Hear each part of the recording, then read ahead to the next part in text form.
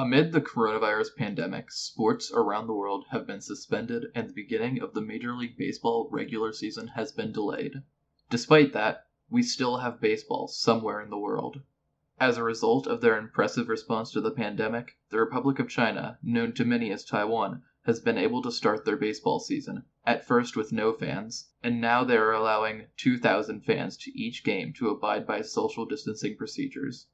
At the time of this video's recording, the Chinese Professional Baseball League and the Korean Baseball Organization are the only baseball leagues currently playing. With the increased attention that the Chinese Professional Baseball League is receiving, I wanted to give an introduction of the league by telling the story of how the sport of baseball came to be the national sport of Taiwan. The sport was first introduced to the country during the island's time under Japanese imperial rule. 1906 saw the first baseball teams formed by high schools in Taiwan. However, it was only played by Japanese students. The Japanese colonizers originally did not allow the natives on the island to play, and due to the Confucian culture of the island, most Taiwanese did not want to play. After the First World War, Japan saw a political shift and wanted to integrate the native Taiwanese people into the empire. They used baseball as a tool of assimilation. Because of the 20 years of education changed by the Japanese, young Taiwanese students were open to playing the sport. By the 1930s, the sport was being played all around the island by Taiwanese students. A Taiwanese team was even allowed to qualify for the Summer Kyoshin, the largest high school tournament in Japan, which I've done a video over before, link in the description for that. In 1931, a Taiwanese team made the finals of the Summer Kyoshin. Falling in the finals was a tough end to that run, but second place in a tournament competing against their colonizers contributed to the growing popularity of the sport. After World War II, the island saw a large shift in politics and culture.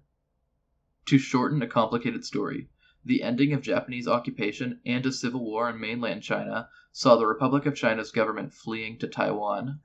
This led to changes in the sporting culture of the island, as those from the mainland had little interest in baseball, preferring soccer and basketball. The government were not supporters of the sport initially, but many natives of the island carried on the tradition of the sport they were fans of during Japanese occupation.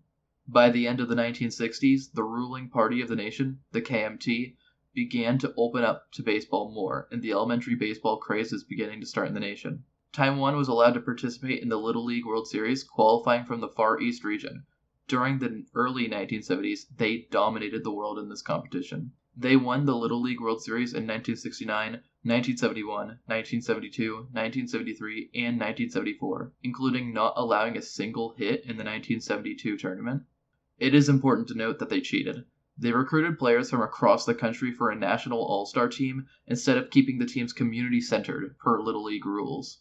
Interestingly enough, Little League came to investigate the Taiwanese Little League in 1973 and 1974, and found that they were doing nothing wrong, but still banned all international teams from participating in 1975. Because the formation of baseball teams was focused on winning world championships, many teams shut down in 1975 with no prospects of qualifying for the world championships. In addition to the Little League scandal, the private parts scandal contributed to parents not wanting their children to play baseball. That is a scandal I'd rather not get into the details of.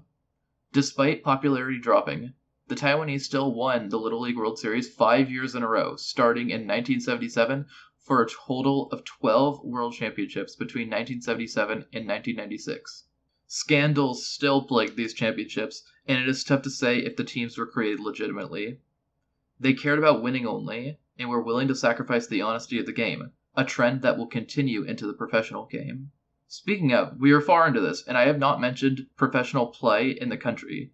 That is because most focus was on youth baseball and adult amateur play. In the 1980s, that began to change, as some companies began to form semi-professional squads. The Weichuan Corporation and Brother Hotel formed teams starting in 1978 and 1984 respectively. The owner of what was known at the time as the Brother Elephants is known as the father of the Chinese Professional Baseball League. In 1987, the Chinese Taipei Baseball Association formed the Committee for Promotion of Professional Baseball.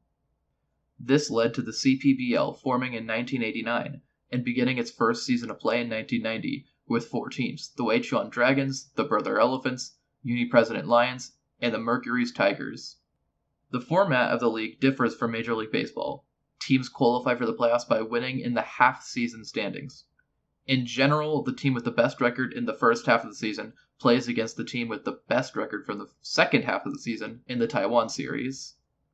This has some exceptions. If a team did not have the best record in a half season, but had the best overall season record, they play in the wild card playoff round.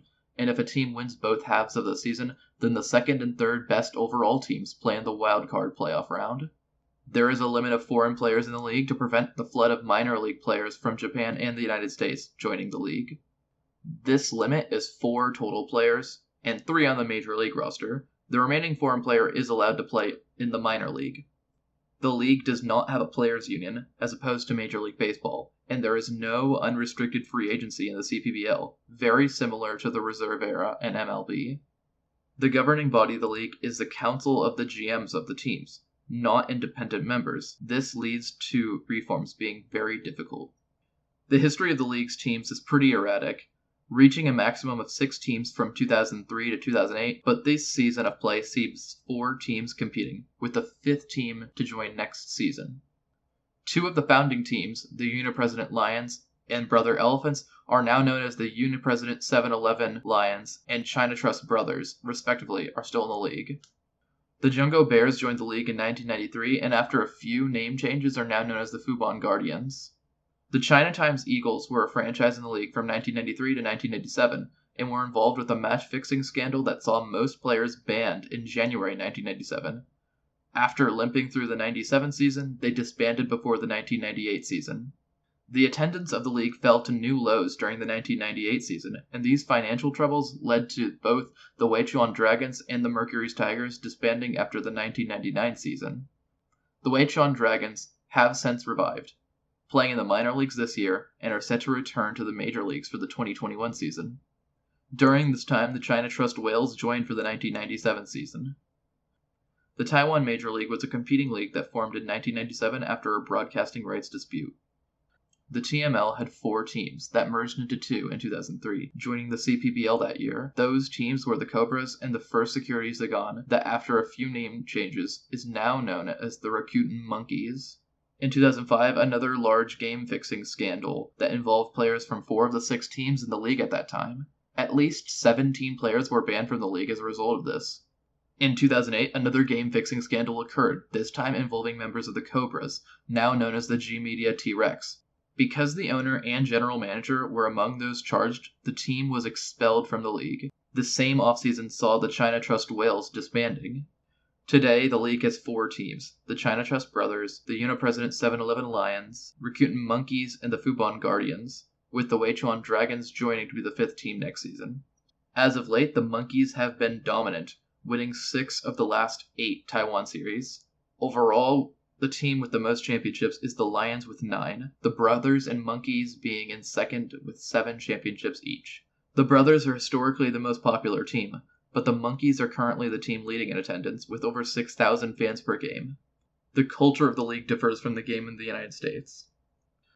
As with MPB in Japan and the KBO in Korea, team names are based on the company that owns the team, the CPBL being more similar to the KBO, with no city name at all in their name. The CPBL teams do not have official home cities for their teams, but the teams do play most of their home games at their single home stadium. The crowd atmosphere is intense, with players having their own cheers led by the cheerleaders for the team. The Chinese Professional Baseball League is known as a hitter-friendly league, some of the main reasons being a lack of high-tier pitchers and a smaller strike zone. The league's level of play is currently around American AA, using trends of players that play in the American system and their success in the CPBL. Generally, players need to have reached at least AA to have success in the CPBL, and if they did not, they typically do not succeed. The first player from Taiwan to play in Major League Baseball was Chin Feng Chen. He had success in AAA, but never had any success in the majors. Wei Chong-wang played previously for the Brewers, left to play in Korea for a year, and came back to MLB to play with the A's and the Pirates, currently a free agent after a 2019 season with a 3.77 ERA over 31 innings. Wei Yin-chen played in the MPB for 7 years before coming to the major leagues in 2012, finishing 4th in AL Rookie of the Year voting. He was the opening day starter for the Marlins in 2016 and is currently playing in the Mariners organization. The most successful Taiwanese player in the major leagues was Chien-Ming Wang, who finished second in AL Cy Young voting in 2006 with 19 wins, the most in the American League that season. He might have had a longer, more successful career if he did not break his foot in 2008. There are a few stars to watch out for in the CPBL, some of which have a chance to make a transition to the major leagues. Li Lin is who I would say is the best candidate to move from the CPBL to the major leagues. He plays for the Monkeys, primarily at the third base position. At 23 years old, he had a .439 on-base percentage and 20 home runs last season. Now at 24, he is continuing that performance this season. Chun Soo Chen is the first baseman for the Monkeys, another one of the best hitters in the CPBL. After maxing out at AAA in the Indian system during his age 24 season, he came back to Taiwan and has been a star for the Monkeys since 2015. Si Xianzhan is a 26-year-old outfielder for the China Trust Brothers. He had an OPS of 1.039. Mike Lurie of the Fubon Guardians is the best pitcher in the league with an ERA of 2.78 over 171 innings pitched last year. He used to be in the Pittsburgh Pirates organization before coming to Taiwan in 2012. Shipeng Chen is another potential player that could transfer over to the major leagues. As a 21-year-old last season, he pitched a 3.48 ERA over 124 innings. That is my overview of the Chinese Professional Baseball League. There are things that I have for sure left out, but that is going to be a good amount of information if you want to watch some of the games this season. I will leave links in the description on how to view the games for free on Twitter in English. I would like to make other videos like this for other leagues for different sports around the world. I will keep an eye on the response for this and see if that would be something an audience would like.